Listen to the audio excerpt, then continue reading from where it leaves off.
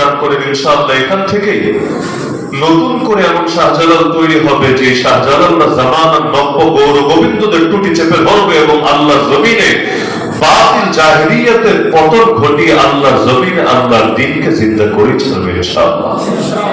তো জমিনের মধ্যে খেলাফত এমন একটা ব্যাপার যেটা ঐচ্ছিক কোনো ব্যাপার বা মনে চাইলে যার পক্ষে থাকা যায় মনে চাইলে না থাকা যায় এমন কোনো ব্যাপার না। খেলাফত মানেই হলো আল্লাহর প্রতিনিধিত্ব। আল্লাহর জমিনে বান্দা আল্লাহর প্রতিনিধি হবে না তো কার প্রতিনিধি হবে? প্রতিনিধি হওয়ার অপশনে তো দুইটা, হয়তো তুমি আল্লাহ, না হলে তুমি তাগুতের, না হলে তুমি ইবলিসের, না হলে তুমি বাতিলের। যে আল্লাহর পক্ষে না সেই বাতিলের পক্ষে, আর যে বাতিলের পক্ষে যেতে চায় না তাকে অবশ্যই আল্লাহর পক্ষে থাকতে হবে।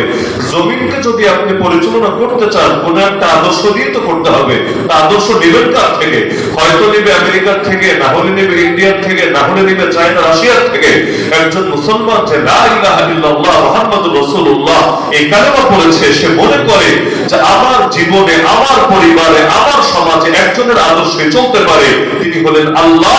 এবং যে আল্লাহর পক্ষ থেকে আদর্শ আমাদের কাছে পৌঁছিয়েছেন নবী মুহাম্মদুর রাসূলুল্লাহ সাল্লাল্লাহু আলাইহি ওয়াসাল্লাম, আল্লাহর দেওয়া আদর্শের চেয়ে উত্তম আদর্শ যেহেতু কোনোটা হতে পারে না, সুতরাং আল্লাহর আদর্শ থাকাকালীন মুসলমান ভিন্ন কোন আদর্শের কাছে যেতেই পারে না।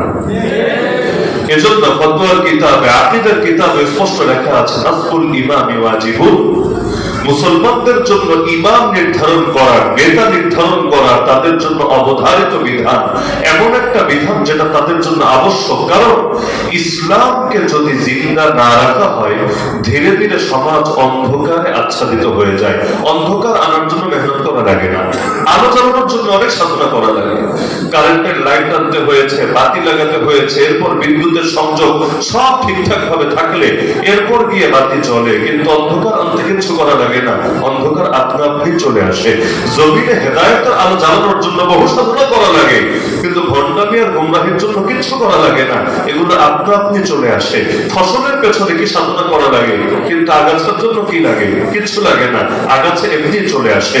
তো জমিনকে হেদায়েতের রঙে রাখাতে চাইলে এর জন্য অনেক সাধনা লাগবে, অনেক ত্যাগ লাগবে, অনেক কোরবানি লাগবে। আর খেলাফত যদি কায়েম নাই হয়, আল্লাহর জমিন, আল্লাহর দ্বীন যদি জিন্দা নাই হয়, তাহলে সমস্যা সমাধান হবে কিভাবে? অন্ধকার দূর করতে চাইলে এক অন্ধকার দিয়ে আরেক অন্ধকারকে দূর করা যায় না, বরং দুই অন্ধকার মিলে অন্ধকারের মাত্রা আরো বেড়ে যায়। অন্ধকার দূর করতে চাইলে সমাধান একটাই, আলো জ্বালিয়ে দিতে হয়। আলো জ্বলতে দেরি, অন্ধকার দূর হতে দেরি না। ওয়াকুল জাআল হক ওয়া যাহাকাল বাতিল ইন্নাল বাতিলা কানা যাহুকা। আজকে বাংলার জমিনে খেলাফত নাই বলেই তো ধর্ষণ এই হারে বেড়েছে।